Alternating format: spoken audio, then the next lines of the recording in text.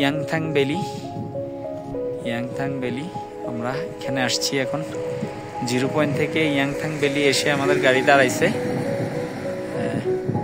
Yangthang valley থেকেও এখানে পাহাড়ের যে ইয়াংথাং ভ্যালি পাহাড়ের যে আইসের মাউন্ট এখানেও দেখা যাচ্ছে। আসলে আমরা এখন বরফের কাছ থেকে আসছি, আমাদের আর এখানে দাঁড়াতে ইচ্ছে করতেছে না, শরীর কাঁপতেছে সবাই, আমার বাচ্চারাও বমি করছে। উপরে মাউন্টের উপরে উঠে এটা খুব চক্কর, বোধহয় 22,000 চক্কর মারি আসছে নিচে। যেভাবে গাড়ি চলছে আসলে কি বলবো, এটা আমাদের গাড়ি, এটা আমার বন্ধু আবু মুসা। তো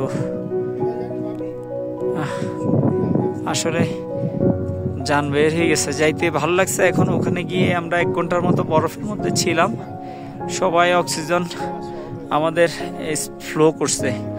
তো আমরা আলহামদুলিল্লাহ অক্সিজেন নিয়ে গিয়েছি সাথে, তারপরেও অক্সিজেন মাস্ক নিয়েছি, প্রত্যেকে অক্সিজেন নিয়েছি। তারপর আসলে শরীর আমাদের সবার দুর্বল হয়ে গেছে, আমার বাচ্চারা সবাই অজ্ঞান হয়ে গেছে। এই যে গাড়ির মধ্যে আছে, ওরা কেউ নামতে চাচ্ছে না, সবার খারাপ লাগছে। এই যে আইবি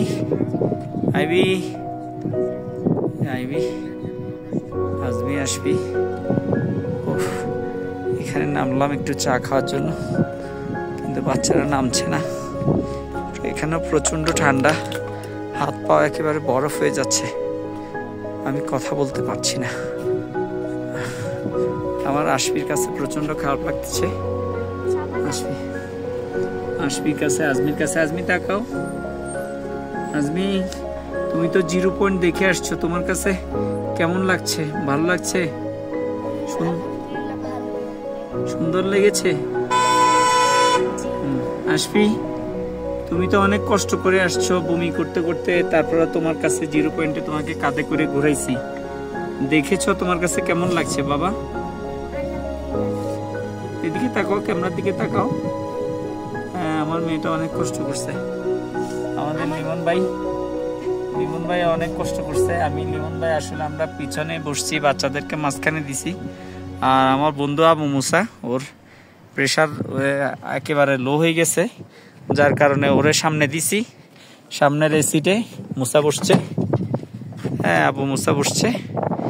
তো এখন আবু মুসা নিচে আছে এইখানে।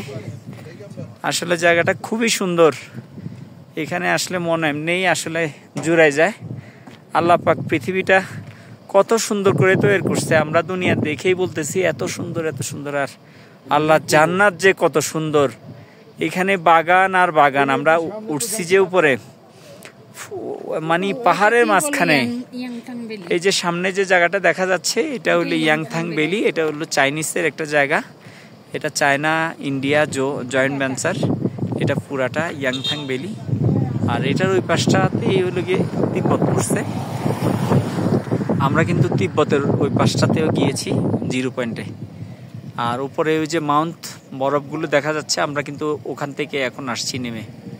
তো এখন আমরা অলরেডি আবার আমাদের হোটেলের দিকে যাচ্ছি।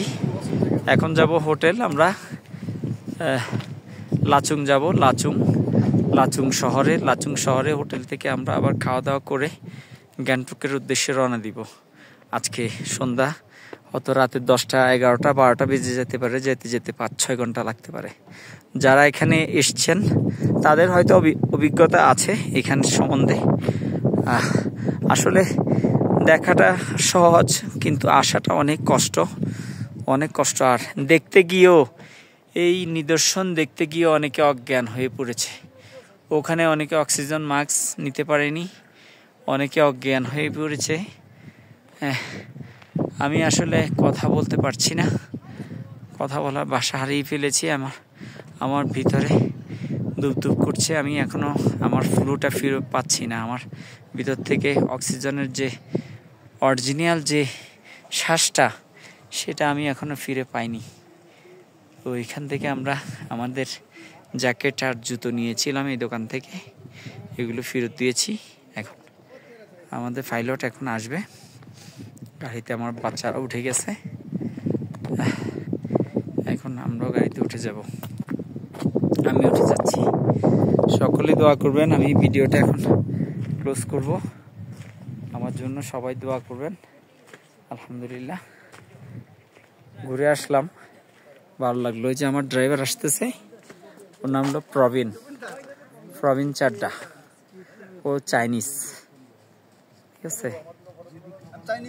হ্যাঁ চাইনিজ নেই, নেপালি সিকিম কা, চাইনিজ না নেপালি, সরি, সিকিম স্টেট। প্রবীণ চাড্ডা।